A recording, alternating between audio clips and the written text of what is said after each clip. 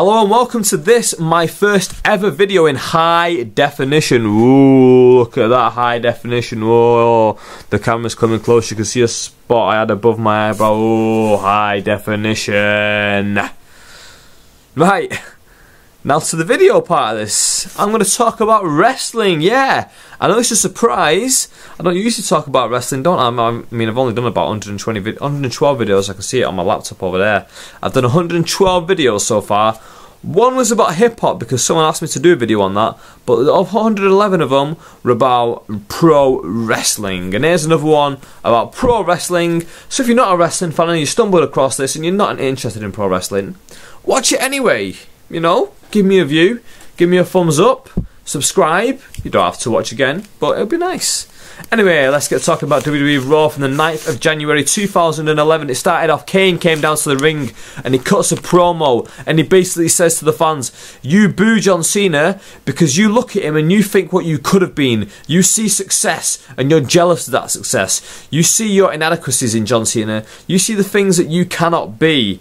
And while he was saying it, I was thinking, do you know what? He's trying to get one over on the IWC here. And then just as I was thinking that, he said, and then you cheer guys like Zack Ryder. You make guys like Zack Ryder popular. And then I thought, yes, he's speaking as if he's talking to the fans, but we all know he's talking to the IWC because the IWC are the ones who booed Cena from the start, and the from the time he became Super Cena and was a big face and was beating everyone, and the IWC were the people who made Zack Ryder into the guy he is now by liking his YouTube stuff, asking for Ryder all the time, the we want Ryder, starting off all that shit. So yeah, during this promo, Kane basically got one up on the IWC, and you know, I bet he was happy with himself afterwards, and he used some big words in there, some big words that I didn't even understand, you know, so props to you, Kane, because you're a clever bloke playing Jacobs in real life. Right, first match of the night was Santino and Sheamus as they beat Wade Barrett and Jinder Mahal, which I didn't understand this match. First of all, Santino seemed to be filler because before the match they showed us that Sheamus and Wade Barrett had a bit of a confrontation on SmackDown, and then Jinder Mahal had somehow put Sheamus in the camel clutch. So these three guys are sort of in a feud, and then Santino just automatically got put in this match. And then not only did he become on the winning team, but he got the win. So he went from filler to becoming the winner of the match and getting the rub from it. and it gets me to my next point. If I don't think there's such thing as a push anymore in the WWE. Sorry, wait a minute. I'm a bit croaky, aren't I? That's better. I can talk better now. Right. I don't think there's such thing as a push in the WWE anymore. It's more of a case of a roll. Yeah, you get rolled. Sometimes you're facing up and you can see and it's all happy, and then sometimes you're facing down and you can't see fuck all. Your face is in the ground and you don't know what's going on. You're not getting the rub of the green. So yeah, I was confused by this match. Nothing spectacular, you know, general WWE TV match. Next up, we had Daniel Bryan beating Kofi Kingston in a good match. Well, good match. It was a short match. It was good for the shortness that it was. Again, standard WWE TV match, but it just had Daniel Bryan and Kofi Kingston who were better workers than the four that was in the last match. Daniel Bryan's turning heel. He did the thing where he got Big Show disqualified in the last match by having Mark Henry slap him in the face. What else is going on? Oh, after the match, Big Show came down to the ring and he said, hey, Daniel Bryan, I'm going to have a match against you on SmackDown. And you know what? It's no disqualification and it's no count out. Basically saying, listen, Daniel Bryan, you got nowhere to go. I think you tricked your way out of this. And they're not making Daniel Bryan a heel just yet. And they're not making it blatantly obvious, although it is obvious that he's heading in that direction. But Big Show's sort of saying, like, I'm not going to say it, but I do believe that you're a bad person. And I'm going to beat you. That's what he thinks. I'm going to call it now. I think the match isn't even going to end. I think Daniel Bryan's going to escape in a car or something like that. They'll end up battling to the back. Daniel Bryan will get in a car and just fuck off. I think that's what will happen. And I'm liking it. I've got to say that. I am enjoying it. I do want to see Daniel Bryan turn into this, like, not a wimpy heel, just a clever one. When he sees that he's up against someone who is a Big Show, who is so much bigger than him, it's not realistic for him to beat him in a grappling match. It's realistic for him to get the win by disqualification. It's realistic for him to think his way out of it and to think his way into beating the Big Show by other means. And I'm all for that. I'm all for Daniel Bryan being like that. Next up, we had the debut of Brodus Clay. Finally, Brodus Clay was having a debut, and then we had Kurt Hawkins at ringside. And then Justin Roberts gets on the microphone and says, right, from Funky Town, Brodus Clay, the Funkasaurus. Then he comes out to this like funky music, and he's with these two women, and they're just dancing for him. This could have just been the Bella Twins, but he had his own dancers, just like Flash Funk did. And now they call him Brodus Clay the Funk Man. That's a bit strange, isn't it? But this had echoes of Dusty Rhodes. I don't know if anyone else thought that, but this to me screamed out Dusty Rhodes 1991 or 1990. When Vince McMahon put him in those polka dots, and he said, hey Dusty, you were my rival, weren't you, when you worked for the NWA? Well, come over here, and I'm going to put you in some polka dots. But Dusty Rhodes got it over. And to me, Brodus Clay is getting this over. When I first heard that he's coming down as this Funkasaurus, I thought, this is wrestle crap. This is awful. Brodus Clay's a monster. He should not be coming down like this. WWE, what are you doing to me? But when I saw him, I thought, hey, you know what? He's working it. He's doing all right. He seems happy with it. He's getting his personality over. And that is something, right? I'm going to go on a bit of a rant here. And I don't rant too often, but I've not done a video for a while, even though I uploaded one yesterday, but that was a pre-record that I recorded before I went away. Right. This is something that annoys me with the WWE, that a lot of guys cannot get their personalities over.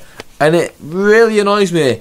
But Brodus Clay, you've been given a shit gimmick, but you are getting it over, in my opinion. You will get over because you are showing us your personality. You are showing us that you're not some boring guy. You're not the boring monster they tried to put you on NXT where it's like, and that will be that. Brodus Clay said so, all this bollocks. You're trying to be Stone Cold. That wasn't you. You seem like a fun-loving guy, sort of monster. And Brodus Clay, I respect him for that, okay? And I respect that he's trying to get it over, and I liked it. I will admit that now. A lot of people might not have liked it.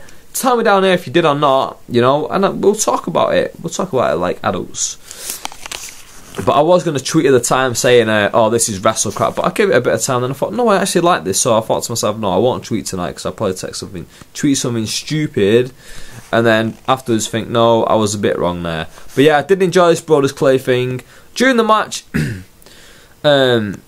I don't know if you botched something, but at the same time, the crowd is like a bit silent because I think they didn't know what to make of it. And I heard someone shout, "Brodus, you suck!" And then he sort of German suplexes Kurt Hawkins, and then he gets up and he goes, "My bad." And I was just like, that's just so awesome. That's just so funny that he just said that in the middle of the match. We've waited so long for Brodus Clay to come and debut, this monster from NXT, Alberto Del Rio's former bodyguard, and he comes as the Funkasaurus, fun-loving big guy. I like it. People might not like it, but the neutral inside me really digs it, and I really do like it, and I really do want to see where it's going. Next up, we had Ricardo Rodriguez. The Miz made him come to the ring and badmouth R-Truth. R-Truth came down, you know, just racist jokes to Rodriguez. Sing La Cucaracha, yeah, like we've not heard that shit before from Brock Lesnar and Eddie Guerrero and all that bollocks fucking 5 years ago. No, I don't want to hear this racist, anti-Latino bollocks. I'm not even Latino, and it offends me, you know. Cut it out, WWE, it's stupid. Right, yeah, Truth basically just knocked Ricardo Rodriguez out. Next, we had Punk versus Jack Swagger, and I've literally wrote here, Punk beat Swagger, lol. Pure laugh out loud during this match. This is the definition of laugh out loud. At the end of the match, the stipulation was that if Swagger lost, then him and Vicky were banned from ringside for this Royal Rumble match. And I don't know if this was worked or not, because they've built it into the storyline that at the Royal Rumble, Mr. John Laurinaitis is going to be the referee to make sure there's no mistakes. No mistakes. Remember that phrase. No refereeing mistakes. That's why he's going to be in the match at the Rumble, right? At the end of this match, CM Punk comes down with a Macho Man elbow, covers Swagger. 1, 2, Swagger gets his shoulder up. Referee counts to 3. Rings the bell. Punk gets up and gets in the referee's face, angry. Punk, you just broke kayfabe. CM Punk, broke kayfabe. I wonder how many people are going to be talking about that. A lot of people are going to come on here and they'll be talking about, oh, the referee fucked up and it's the referee's mistake. So what if the referee made a mistake? Professional wrestlers need to learn that when something goes wrong, you go with the flow. Punk wins the match and he gets up and he's angry at the referee. Why did you count me winner? I don't want you to count me winner. Wait a minute. You're supposed to make me believe that you want to win. You're supposed to make me want to believe that you don't want Vicky Guerrero at ringside. You're supposed to make me want to think I don't want Vicky and Swagger at ringside. So when you beat him and now they don't have to be at ringside and they're banned from ringside, why would you then argue with the referee? He should have just got up and celebrated and they should have just worked something out. But instead, he got angry at the referee and it was all stupid. And I was like, what's going on, Punk? You know, just celebrate. But yeah, the referee did make a mistake and it was funny. Because you could see that as Swagger kicked out, Punk puts him into the Anaconda lock, sort of Anaconda device sort of thing. And he was probably supposed to tap out to it. If so, the referee, I think, I can picture him in my head, but I don't know who it is. Maybe it's Jack Dawn. It's a like small, like hobbity blonde one. Anyway, he saved Swagger from having to tap out. Swagger was probably going to lose the match anyway, but if he wasn't, this is pure funny. But I think it might just be a part of the storyline. But then why would Punk break kayfabe by arguing with the referee? You know, I don't know. But yeah, it was very funny. Very, very funny. If you've not watched it, go search that on YouTube. That'll probably be all over YouTube tomorrow morning. Then we had Y2J coming down. Fucking hell. I'm not even going to talk about Y2J. I'll talk about it at the end of the video. Next we had Dolph Ziggler versus John Cena. Before the match, we were supposed to have Beth versus Eve Torres. Over the course of the night, Zack Ryder's been seeing Kane everywhere and Kane's been behind him, stalking him. Which I don't get. Why are you stalking him, Kane? Why don't you just attack him outright?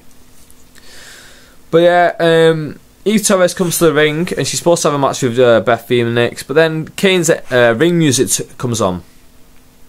Beth fucking shits herself. Ryder comes down, grabs her hand, oh come with me babes, I'll take you away. Takes her away. The tyre's been slashed. Oh no, let's wait and fix the tyre. That's what Ryder decides to do while Eve sits inside the car. Now logic would dictate that they would just leave the car. If you're that scared, you leave the car. This is supposed to be a horror film scenario. The masked monster is after you. If Michael Myers is after me, I'm not going to wait and fix the tyre. I am fucking legging it. I am going to steal another car. I'm going to do something. Or if you are going to fix the tyre, fucking hell Eve, this is the modern age. Equal rights and all that. Help him fucking fix the tyre. You just sat there thinking, oh no, do you know how to do it? Do you know how to do it? Oh no, Zack, are you fixing the tyre? Oh no, Zack, fix the tyre. Oh no, what's happening? Are you doing it? Are you doing it? Fucking help him and you get it done twice as fast, surely. Logic dictates and all that. No, shut up, Eve. You were just sat there, bollocks. Anyway, we had Dolph Ziggler versus John Cena happen at the meantime. This is an alright match. Dolph Ziggler was doing his stupid Shaw stuff, which I don't think's like, it's just stupid. It's not even his own. It doesn't even seem like his own personality. It just seems like it's forced.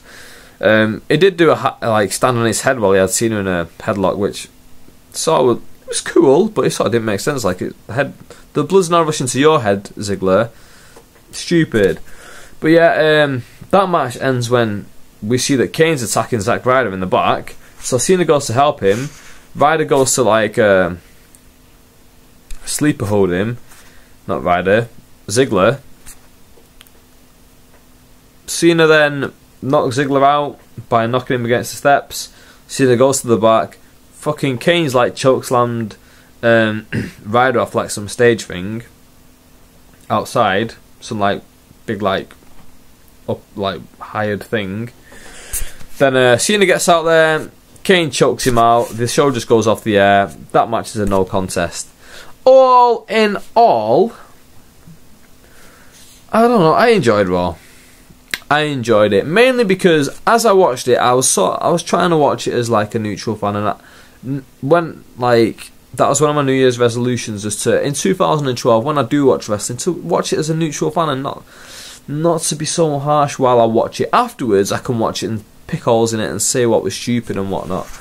But while I watch it, I try and be like neutral. Right, Jericho. My most popular video of all time was one I did last month.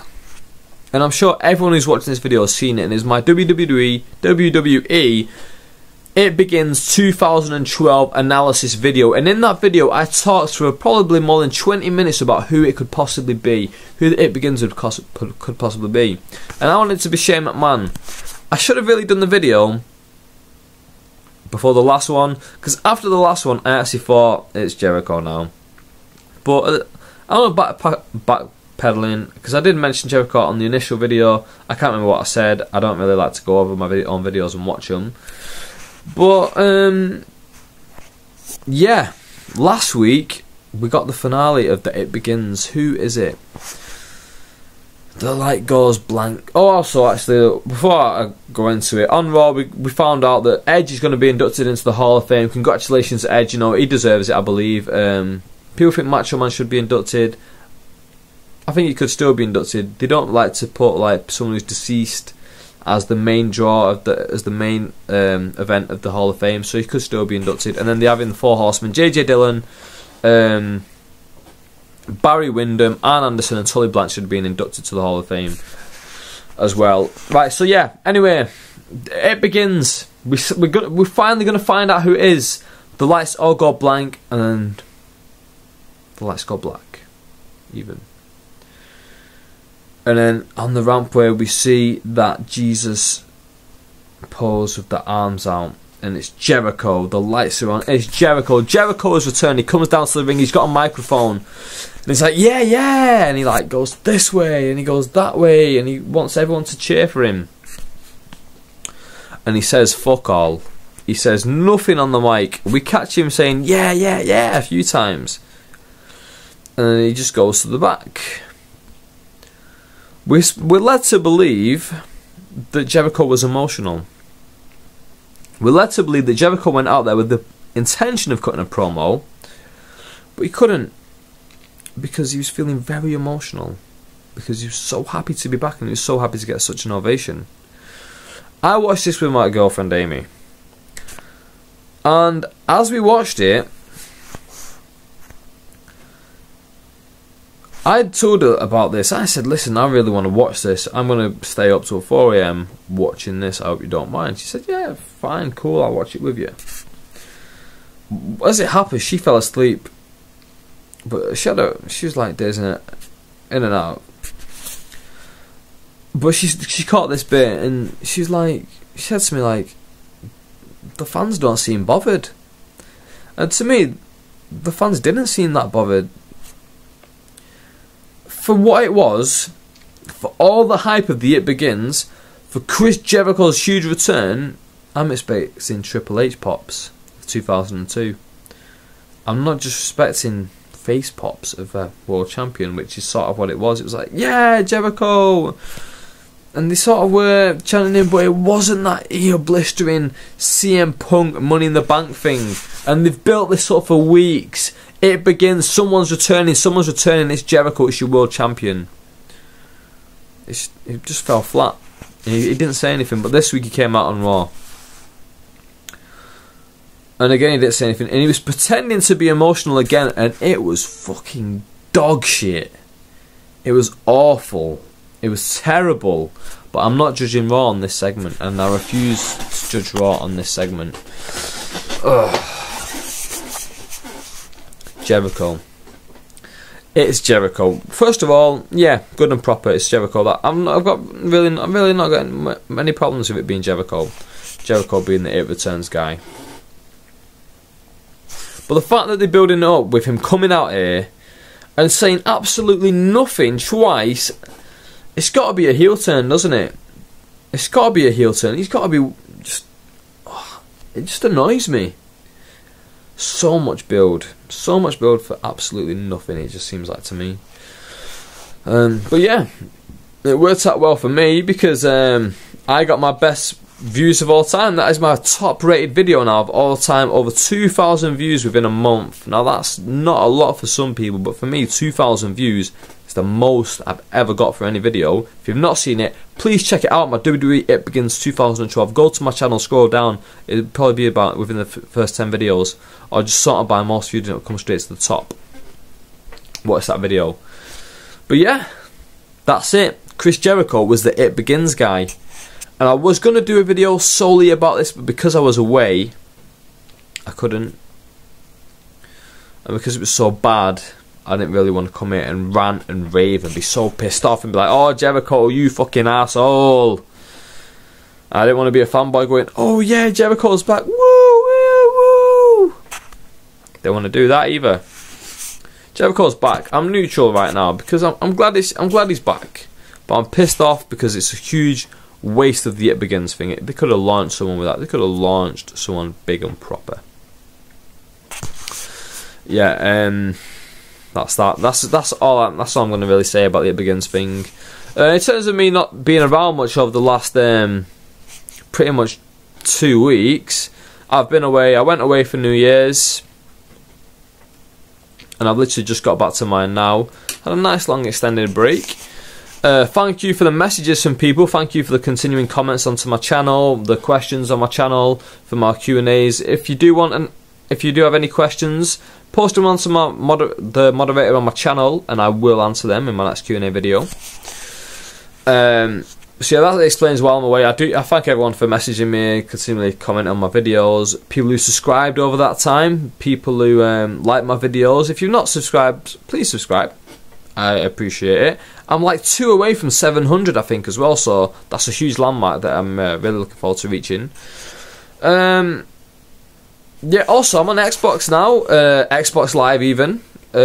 My name is Anwar the Gunner. It's all one word. ANWAR THEGUNNER. Anwar the Gunner. If you got FIFA 12 or WWE 12, I've got both of those. Those are the 2 games that I really play. I don't really play anything else. I'm not a Modern Warfare kind of guy, or Skyrim rolls, whatever the fucking Elder Scrolls, whatever that game's called. I don't play that. But yeah, thank you very much for watching. This has been 22 minutes of a video. I hope you enjoyed it. I really do hope you enjoyed my videos. And this is why I've done 2 within 24 hours, because I went away for so long and I didn't upload videos, and people were asking me, oh, why have you not made videos, and why have you not been around commenting and stuff like that. So yeah, for people who do enjoy my videos, I thought I'll upload 2 within 24 hours. I'll upload one of my 1997 review series videos, which came on yesterday. Please go and watch that. Not many people go and watch those, and I do enjoy making those videos, and I'd like me all people to go and watch them. Please go ahead and watch them, please, please, please, please, please, please. What I'm saying, please, I'm begging you here. I'm begging you, people. Please go and watch my videos. It's late. I'm getting a bit hysterical. Yeah, with that I'm out. Thank you very, very, very much for watching. Keep your eyes peeled. More videos soon to follow.